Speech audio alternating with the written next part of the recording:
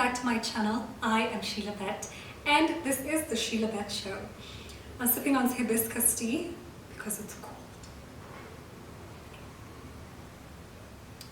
Today I'm going to be talking about my natural hair journey. Somebody asked me, I think when I did the Q&A video, I had asked people to ask me any questions that they had, and people had questions about my natural hair, how do I do my natural hair care. I'm gonna get into that in another video, but for now I want to just kind of take you guys through my natural hair journey, just so you can kind of see where you're at in comparison to me, how long you've done this for, basically to let you guys know how my journey has been through kind of accepting, embracing, loving my natural hair. So I guess, why don't we start from the very beginning?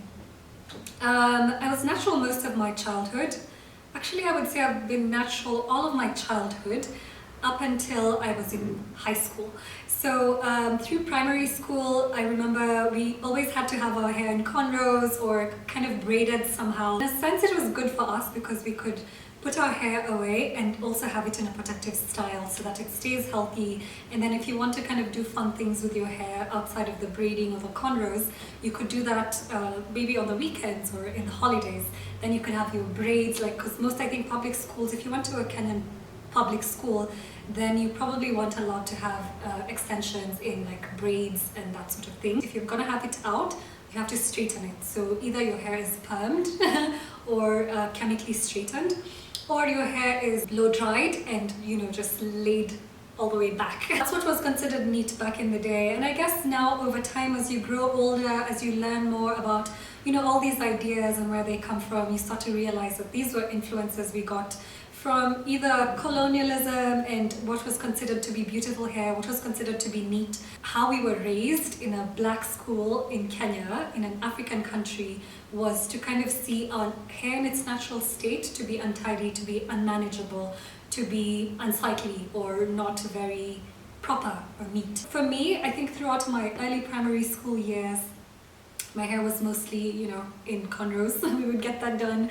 have that on for about 2 weeks. If you got busy during the weekend, you would extend it to another week and you looked a hot mess, really. And then I remember when I got to around class 6, I had this best friend back then. She was called Loretta, and she had really beautiful, thick hair, and her hair was more, I guess, maybe you could say like a looser texture. So her hair looked more like, I guess, what a Somali person's hair would look like. She liked to have it out, you know. She would usually blow dry it during the week and then just kind of style it, you know, going back and tied in a little ponytail. Somehow, because we were very good friends, we hung out all the time, we did everything together, I also kind of started to do that more, kind of have my hair out and be having it blow dried. I think instinctively I felt like that wasn't a good idea back then, because I mean, that's heat on your hair. And remember those days, we used to even have it, like, it would be straightened to like become bone straight. So you would even see smoke come through the blow dryer when the hairdresser was doing your hair. Sometimes, you know, you would either it would burn you on your ear or that sort of thing. So I always kind of felt like, I don't know if this is a good idea. It was also a little bit more work because I had to now comb my hair every day compared to when I would just wake up and, you know, dress up and go. I did that for about 2 years, and within that time we would have swimming lessons. In my school we had a swimming pool, and so we had 2 swimming lessons every week, and we had to attend without fail. I remember always being stressed out about, you know, putting my hair in the water and then it going kinky again. But then I did it. I just would straighten it back up by the weekend, and I think that's when I had the most heat damage on my hair. And I was always a big fan of hair. I remember even in high school when guys used to go for funkies. Don't know if that's telling of my age. Do you guys still call them funkies?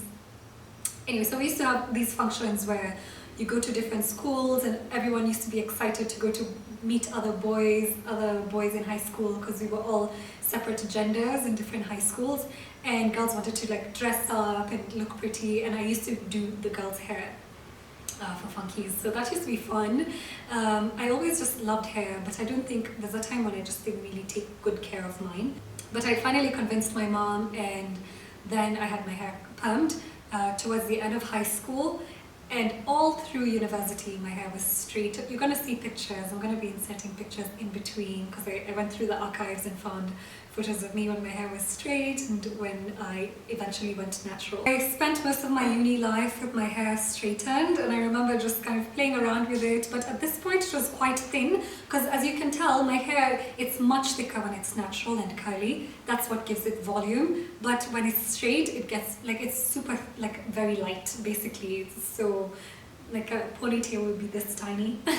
You know, I'd have the braids and have like lines on my hair. So I kind of had moments in between where I'd let my hair grow and leave it alone to get stronger again. I remember now towards the time I'd finished uni, I'd been working for a while, and then this whole natural hair movement had become a thing. So you saw it online, you saw on YouTube, all these YouTube channels of people with natural hair kind of teaching you all the techniques and ways to care for your natural hair.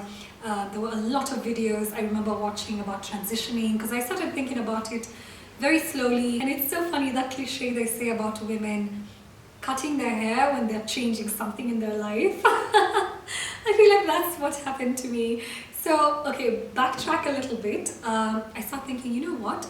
I think I want to go back to having my hair natural. I can't remember what it was like, but I feel like I miss it, and I just want to see what my hair really looks like when it's in its own natural state. So I started to transition. I would basically braid my hair for the most part, and I didn't go now for retouches or for treatments anymore. I just tried to avoid any chemicals in my hair. My hair was growing out. I think it was up to about 1.5 inches or so. And I just got impatient. So one day I was like, you know what, I just want it to be fully natural, because you know when you're in transition, it has this weird in-between mix where your hair beneath, like at the roots, is natural and it's curly and thick and nice, but then the edge, because you're also not going for retouches and that sort of thing, it gets a little limp, you know, and it doesn't look so good. So I would try different styles. I'd have those like kind of braid outs where you can style it and you can hide the straighter parts of your hair. But I got tired of it, and I just decided one day, I was in the house and I took a pair of scissors and I just started cutting through. I'll show you the picture of the day right after I cut my hair. And it was such a scary move because I'd never had, I cannot remember ever having my hair short. That was really scary, but very liberating, and I was so excited to start my natural hair journey. And I was watching videos and videos and videos. Usually at the beginning you watch a lot, if not hundreds. I can say now, 5 years later, it's almost 5 years, I have probably watched hundreds of natural hair tutorials. The movement was much bigger in the States. A lot of people in the States have very loose textured hair. Genetically they have a lot of mix in them. They're not just African heritage, they have other mixes like Native American, white, and so on. So their hair tends to be a little bit different, and so I'm sure a lot of Africans would just watch these videos, and it was 3A to 3C hair, sometimes 4A, 4B, and then rarely, but once in a while, you'd find a girl with 4C hair, like thick, lustrous, curly, coily, kinky hair. Some people say kinky is offensive. I don't really think so. It's just a description. So anyway, I think I would kind of try to find a middle ground when watching all these videos. I mean, I would see people with beautiful hair, but a lot of it was quite different from mine. And so it was nice that on Facebook, for example, we had naturalista pages. There was one called Trisha's Naturals. And so everyone who was natural, some people who'd just been lifetime naturals, and people who were starting to transition from having chemicals in their hair to starting to embrace the natural curls, would kind of chat about these things, help each other, give each other tips. I was feeling so overwhelmed at the beginning. I mean, I told you there were all these groups and all these pages and all these channels and even blogs, you know, people who blogged about natural hair care, because it was the newest thing on the block, you know, it was a cool kid on the block. It was also like the woke thing to do, was to be natural. Sometimes I'd just be like, oh my gosh, what's this LCO method? What's this LOC method or lock method? And what, like, how much are these products? You'd hear words like the cream crack. There was that kind of judgmental attitude that people who were natural had towards people who still kind of straighten their hair. And I just remember thinking, I resonate with some parts of this. I'm doing this for my own reasons and for myself. So I'll just keep at it and I'll figure it out as I go along. I personally, because I've done my own journey myself and I've incorporated a lot of research into it, and that's one of the reasons why I wanted to do this video. Even if I'm gonna make videos where I talk about how I do my own hair care, my wash day routines and that sort of thing, I think it's much more important for everybody to kind of take this journey individually, because as you hear quite often, natural hair is very personal. Yeah, so my hair, its texture, its density, its porosity, all these things are different from the next person. So you have to know all these details about, like, really know your hair. And don't try too many things, because I think at the beginning sometimes, because you're kind of trying to figure out what works, what doesn't work, you find yourself trying everything, and sometimes that can be a little too much for your hair to handle. So for me, what I decided was going to work for me was no heat, because I had already done so much heat damage to my hair, and I'm gonna try to use as much natural products as I can, because I remember back then you would hear about natural hair products and they were quite pricey, and if you started counting from getting your leave-in conditioner, getting your shampoo, getting your conditioner as well, getting your oils, all these natural oils, and you had to get like the cold pressed, you know, coconut oil, the cold pressed or virgin olive oil. I personally just decided to follow all the naturalistas or the natural hair care people who made their own products. So I liked to use natural things because I feel like if it comes from nature, majority of the time you can trust it. So let me just figure it out first with the natural products. Also, they're cheap because if you can find them in your kitchen, you can use them for food and you can also use them for your hair and your skin and so on. I would make like those deep conditioners with banana and honey and olive oil. I'd lather it on and I'd have it sit in my hair for hours, sometimes overnight. It was quite liberating, quite freeing, and I just decided to enjoy the process. And I guess maybe in a sense, because around the same time I had my friends who were also thinking about it, and I kind of convinced one of them to transition, and she has that like super thick lustrous hair, like very, I remember in high school, I was in high school with her, and there's a time, like, you know how we used to kind of oil our scalps over the weekend. So there's a friend of mine who was doing that in the dorm, and she was like, Mildred's hair grows in like twos, like two from one root. So she has super thick hair. And I used to just think, oh my goodness, if she let her hair be natural, the crazy froze she'd be rocking. Oh my gosh, I'm gonna live vicariously through her. But she said her texture wasn't the easiest, because mine is quite soft, the texture of it. So in terms of manipulating it, it's a lot easier, I guess, than those who have thicker hair that's a little less, what do you call it? Like, it doesn't listen to the comb as much. I've heard stories about people breaking the comb because it was just like, no, we're not doing this, you know. But there are also techniques in terms of how to detangle your hair. Before I was telling you guys, one of the things I decided to do from the get-go was to put no heat on my hair.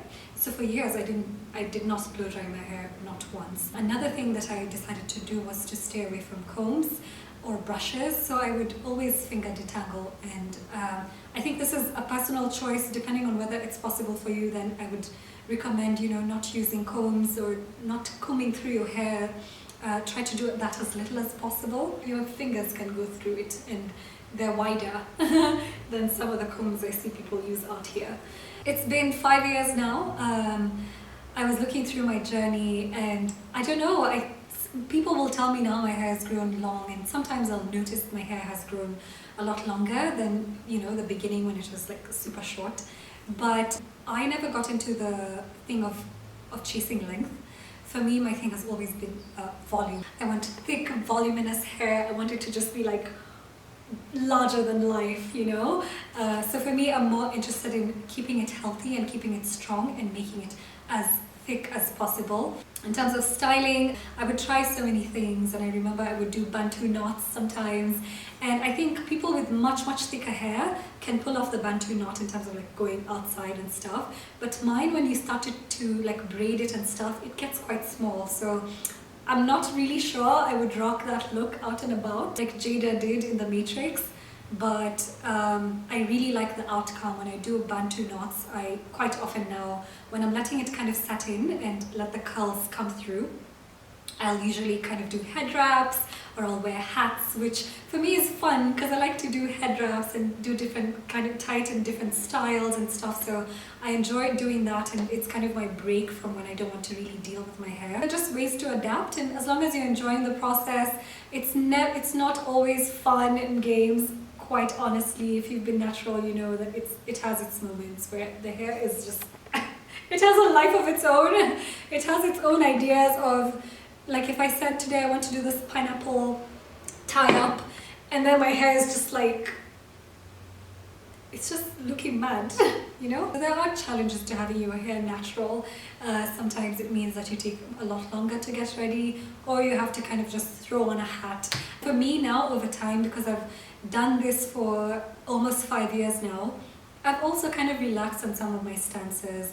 I was quite strict about certain things. Like, I remember thinking, I'm not gonna wear a wig, this is not my look, I don't like wigs. Quite open now to the idea of a wig. Over time you kind of just adjust and you find things that work for you. The key for me, or the secret, has been to enjoy the process and just love my hair as it is and see it as something that's a part of me. So if I had, for example, I don't know, what example can I use? Like, if you have long legs, for example, you just have to know how to work with them, yeah? You know how to dress them to look nice, and you just embrace it and see it as a beautiful thing and work with it. So that's, for me, that's the main thing, is just not criticizing your hair, not saying it's difficult hair, not saying it's unruly hair, but just accepting it for what it is, like learning it and knowing, okay, so my hair is this type of hair, and fully embracing it. So I guess that's it for my natural hair journey. I mean, it continues, and I hope I continue to keep my hair natural for as long as I'm alive. And I think I'll get to a point when I'll probably try and get it to be as long as possible. Learning your hair is also about, like, learning what type of hair you have. So what's your hair texture? What's your curl pattern? Do you have low porosity hair? Do you have high porosity hair? Do you have medium porosity hair? Because different care methods work with all these different elements of your hair. So I think it's better, even when you watch people give tips and ideas about what they do with their hair, how they take care of their hair, to also learn what type of hair they have and if it's the same as yours, or be open to this stuff might work for you, it also might not work for you, and just be experimental. And if you're natural, share your tips and tricks, share your journey as well. How long have you been natural? Are you enjoying it? Do you have moments where you're just like, oh, I want to get rid of this, it's pissing me off? It really is its own individual person. I've seen people name their hair. I should probably name mine. That could be fun. There's this lady I follow on Instagram, she's called Tabitha Brown, and she calls her beautiful big fro Donna.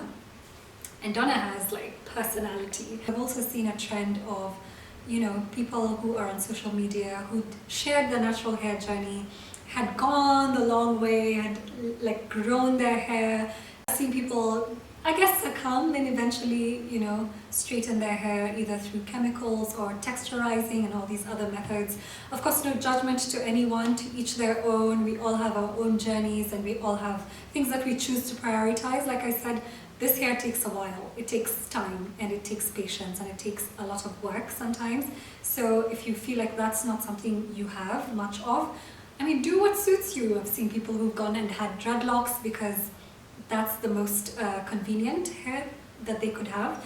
And it's all beautiful and it's all lovely. I'd love to hear from you guys. Until next time, have a lovely week.